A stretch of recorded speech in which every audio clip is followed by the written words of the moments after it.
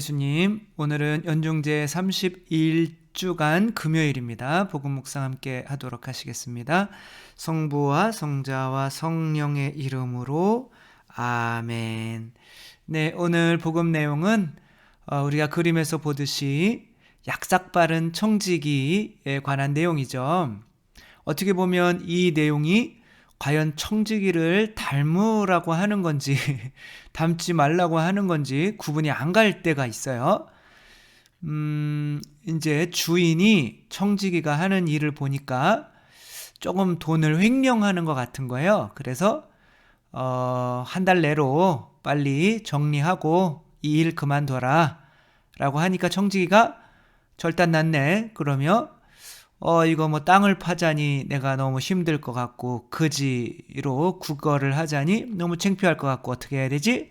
그러며 주인의 재산을 가지고 당신 기름 몇 리터 정도 우리 주인한테 빚졌어요? 그러면 100리터인데요. 그러면 50리터라고 쓰세요. 당신은 몇 썸을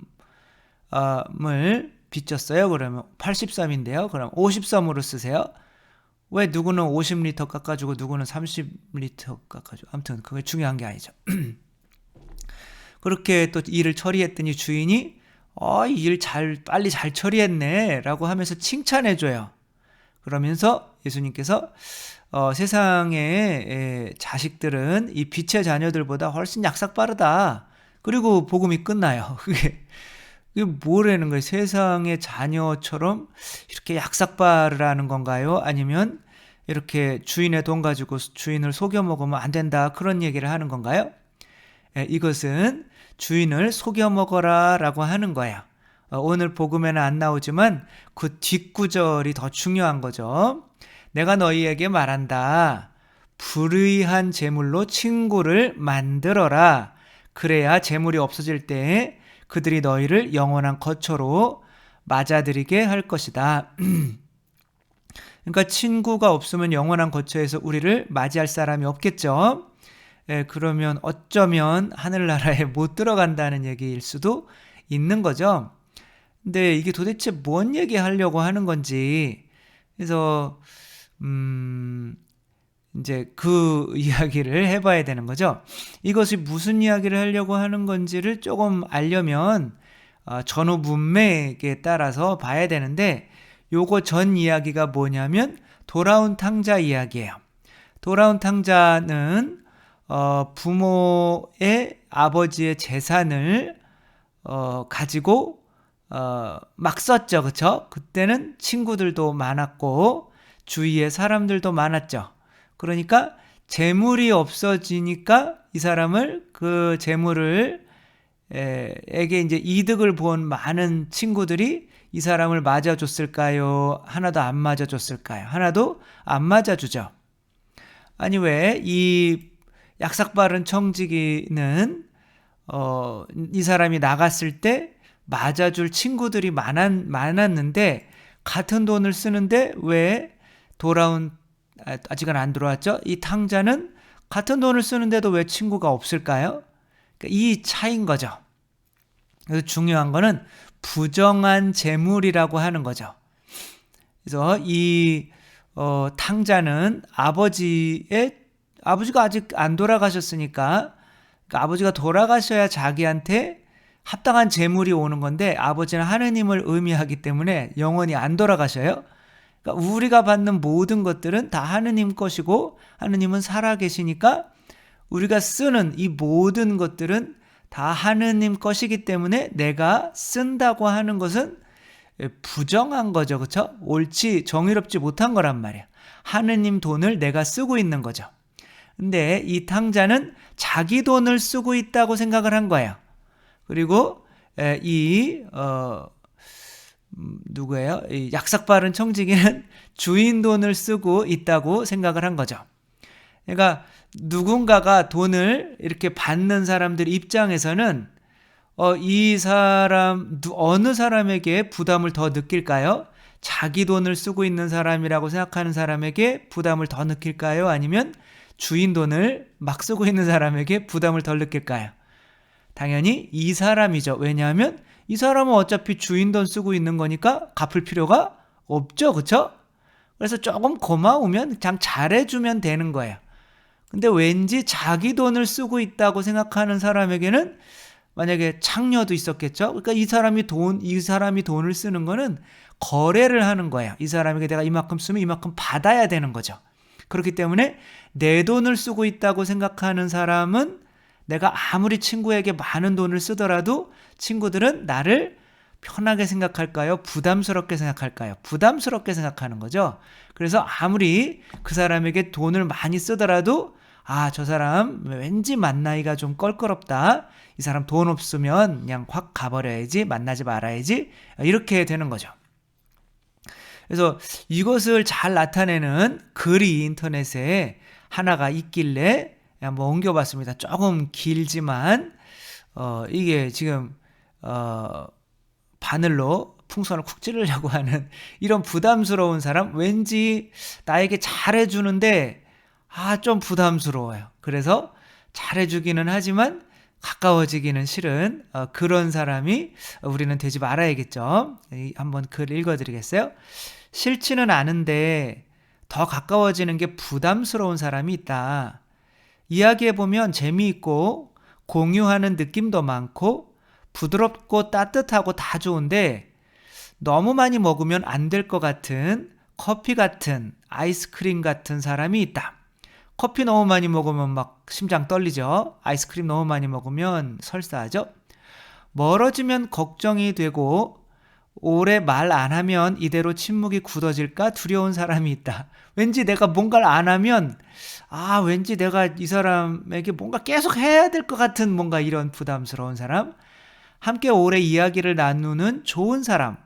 부담 없이 이야기해도 되는 사람.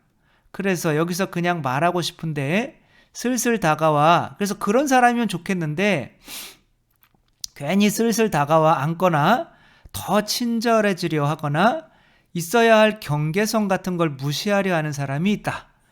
그래서 내가 조금 이렇게 잘해주면 더 내 범위를 침범하는 거죠. 그러면 아무 때나 막 찾아와도 되고 막 우리 집을 아무 때나 들어와도 되고 내 물건을 아무거나 갖다 써도 되는 것처럼 이렇게 당연한 듯이 이렇게 생각하면 나한테 많이 해줬으니까 당연한 거는 같은데 왠지 부담스럽죠? 사실 알맞지 않으면 저도 힘겨울 텐데 저도 다 생각이 있을 텐데 이쯤이 이래도 좋다는 걸 저도 잘 알 텐데 슬그머니 자꾸 가까워지는 나도 모르게 가까워져서 나도 놀라서 뒤로 발을 빼게 되는 그런 사람이 있다. 왜 그러는 걸까? 그가 생각하는 것과 내가 생각하는 것이 다른 걸까? 내가 잘못 생각한 걸까? 서로 오해해서 이만큼 다가선 걸까? 아니, 그런 건 아니다. 잘못 생각할 것이 무엇이 있다고. 그 또한 미안해하고 고마운 것을, 그 또한 가끔 침묵하고 서먹하고 쑥스럽기도 한 것을, 사람 사이란 벽돌처럼 가운데 쌓아 올리는 경계가 아닌 것을, 물 흐르듯 흐르는 것을, 흐르기도 하는 것을, 그래서 가끔 내가 넘어가고 저가 넘어와 서로 미안하기도 한 것을, 그래서 더 걱정돼서 물러나 그 부담스러움을 다시 일깨우는 것을, 아니 솔직히 친절해지고 싶지만 그걸 호감으로 느낄까봐 두려운 사람이 있다. 호감이 아니란 건 아니지만 호감 이상으로 느낄까봐 두려운 사람이 있다. 그냥 있는 그대로, 아니 원래 그래야 하는 것처럼 저대로 나대로 잘 있으면서 쿨하게, 쿨하게 부담 없는 사람이어야 하는데 조금만 더 잘해주면 내가 잘해준 것보다 더 잘해줘서 위험한 사람이 있다. 알맞은 마음을 재는 내 마음이 고장난 걸까? 알맞은 마음 이상으로 늘 퍼주려 하는 그 마음이 고장난 걸까?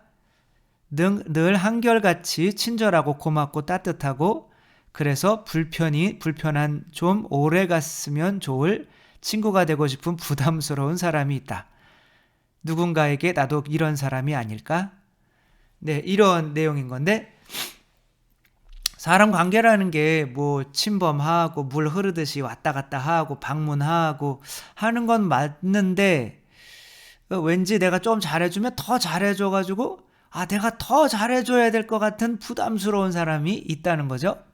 근데 이 사람이나 이 사람 중에 누가 더 부담스러울까요? 바로 이 사람인 거죠.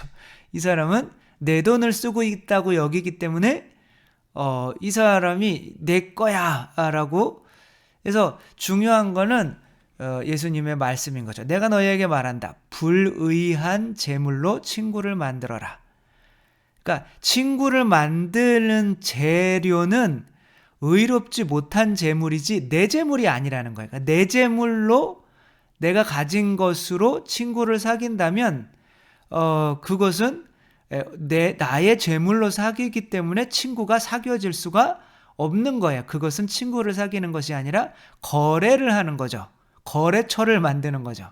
그러나 불의한 재물, 뭐예요? 이 사람이 탕감해주는 모든 재물들은 다 자기 것이 아니라 주인 거죠. 그렇죠? 그러니까 주인 것으로 생색을 내는 거니까 바로 의롭지 못한 재물로 생색을 내는 거죠. 그래서 이 사람에게는 친구가 생기는 거고 이 사람에게는 친구가 생길 수가 없고 거래처만 생기는 거고 이 사람에게는 친구가 생기는 거죠. 왜? 이 사람은 부담을 주는 거고 사람에게, 이 사람은 감사가 일어나게 하는 거고 부담을 없애주는 거죠. 안 갚으면 뭐 어차피 주인 거로 한 건데. 근데 이제 우리들이 가지고 있는 모든 것들은 다 나의 것인가요? 아니면 하느님의 것인가요? 다 하느님의 것이죠. 그렇죠? 그거를 주님이라고 하는 말로 고백하는 거잖아요. 그러니까 주님, 하느님의 것으로 내가 누군가에게 무언가를 해주는 것이기 때문에 내가 친구가 새겨질 수 있는 거죠. 근데 내가 가진 모든 것이 하느님 거다라고 고백하는 건 뭐예요? 그 유명한 11조인 거죠. 내가 11조를 하느님께 봉헌하고 있다면 나머지 90%도 친구를 위해서 쓸 때, 누군가를 위해서 쓸 때 하느님 거로 쓴다는 생각을 가지기 때문에 그것을 받는 사람들도 부담을 느낄까요? 안 느낄까요? 안 느껴요. 근데 11조를 안 내는 사람은 다 내 거야 라고 하는 거로 쓰기 때문에 부모가 자녀에게 해주더라도 내가 너한테 이만큼이나 해줬는데 라고 하면서 자녀들한테 부담을 주는 거죠. 그러니까 부담을 주는 부모들은 자녀들이 자꾸 만나고 싶어 할까요? 멀어지고 싶어 할까요? 자꾸 멀어지고 싶어 하는 거죠. 그래서 그러니까 아무튼 11조를 내는 게 참 이득이 너무 많은 거예요. 그러니까 어차피 내 게 아니니까 내가 가지고 있는 것이 없어질 것에 대한 부담감이 없으니까 해빙이 시작하는 거죠. 이미 많이 가지고 있어. 그럼 이미 많이 가지고 있는 사람에게 더 많은 재물이 들어오는 거죠. 그리고 내가 이미 가지고 있는 이 내 것이 아닌 것으로 불의한 재물로 친구를 사귀기 때문에 친구가 더 많아지고 하느님 나라에 들어갈 수가 있게 되는 거죠. 그 애니멀바라고 하는 유튜브에 이제 동물의 할머니 장례식에서 눈물을 하염없이 흘리던 백구가 2년 동안 한 일이라고 하는 동영상이 있어요. 이 백구가 지금 할머니 사진을 2년 만에 또 쳐다보며 눈물을 흘리고 있는 장면인데 신기하죠? 이 백구도 많이 늙어가지고 다리도 쩔뚝거리고 제대로 움직이지도 못해요. 근데 이제 할머니가 이제 밖으로 나갈 때마다 이 백구를 데리고 나간 거고 할머니도 이제 연세가 있으셔서 지팡이 짚고 가고 백구도 이렇게 처벅처벅 이렇게 마시를 다니던 그 길을 백구는 할머니가 안 계신데도 2년 동안 매일같이 그 길 뭐 방앗간에 갔다가 절에 갔다가 그 정자에 갔다가 그 코스대로 이렇게 노인정에 갔다가 돌아오는 거예요. 매일 2년 동안. 할머니가 그리운 거죠.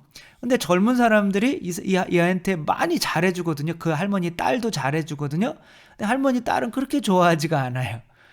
그 왠지 젊은 사람들이 해주는 거는 내가 이만큼 해줬으니까 너는 나한테 꼬리 쳐주고 내가 올 때 나 마중 나와주고 왠지 내 거를 준다고 생각하지만 연세가 많이 들면 들수록 내 게 점점 없어지는 거죠. 그렇죠?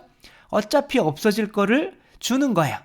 그러니까 어떻게 보면 동물들도 그런 것을 느끼지 않나. 어떤 누군가에게 받을 때는 부담스러움을 느끼고 내가 여기에서 잘해줘야지. 고양이들도 자기들이 밥 주는 사람에게 부담스러우니까 뭐 쥐라도 한 마리 잡아놓고 뱀이라도 한 마리 잡아놓고 집에다가 이제 그런 경우가 있잖아요. 그런 것처럼 근데 얘는 그런 할머니가 자기에게 해준 그 사랑에 대해서 부담이 없었던 거죠. 그냥 고마움만 있었던 거죠. 그러니까 뭐가 된 거예요? 친구가 되어준 거죠. 뭐 그냥 저 나름대로 해석이 좀 아닐 수도 있는 거지만 특별히 더 하느님이 아니라 할머니한테 관심을 가져주는 것은 아무래도 할머니가 내 거 가지고 준다라고 하는 생각이 적었기 때문이 아닐까라고 하는 거죠. 예수님께서 우리에게 성체성혈을 주시죠. 그렇죠? 당신의 살과 피를 주시죠. 그런 거를 받을 때는 우리가 부담스럽나요? 감사한가요? 감사하죠. 그렇죠? 그것에 대해서 막 부담스러워라 막 하라고 이렇게 우리를 강요하지 않잖아요. 그렇죠? 그냥 또 영하다가 어느 순간인가 묵상하다 보면 야, 이게 예수님의 심장살이고 예수님의 피인데 목숨인데 근데 왜 지금까지 내가 이렇게 부담감이 없었지? 라고 하는 거는 뭐예요? 예수님께서 끊임없이 나는 아버지께로부터 다 받았다. 그리고 아버지께로부터 받은 것을 너희에게 주는 거야. 라고 하면서 내 거 너희에게 주는 거야. 라고 하면서 우리에게 부담을 주신 일이 없기 때문에 그런 거죠.